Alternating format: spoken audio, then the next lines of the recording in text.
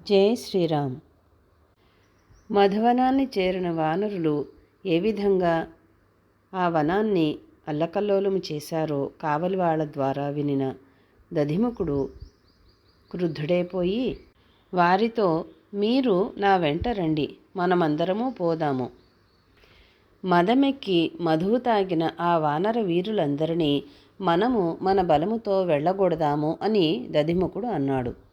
తమ ఏలిక అభిప్రాయాన్ని మనసులో ఉంచుకుని వేప, తాటి ఇంకా ఇతర చెట్లను, పర్వతాలను పెళ్లగించి ఆయుధాలుగా పట్టుకొని ఆ కావలి వాళ్ళు మధువనములో అంగదాదులున్న చోటికి పరుగెత్తిపోయినారు.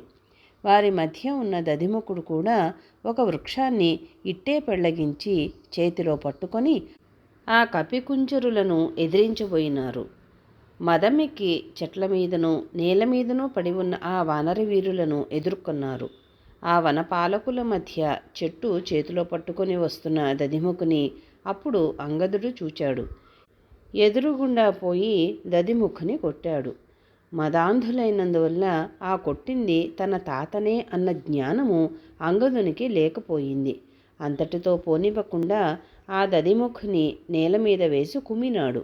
దధిముఖుడి బాహువులు, భుజాలు, ఊరువులు గాయాలయ్యాయి. నెత్తుటితో తడిసి మూర్ఛపోయినాడు. వెంటనే తెప్పరిల్లినాడు.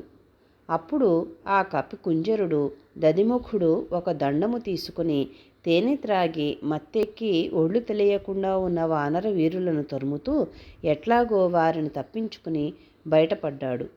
వెంట ఉన్న కావలి వాళ్లను చూచి, ఈ అంగదాదులను ఇక్కడే పడి ఉండనిద్దాము, మన ఏలికైన సుగ్రీవుని దగ్గరకు పోదాము.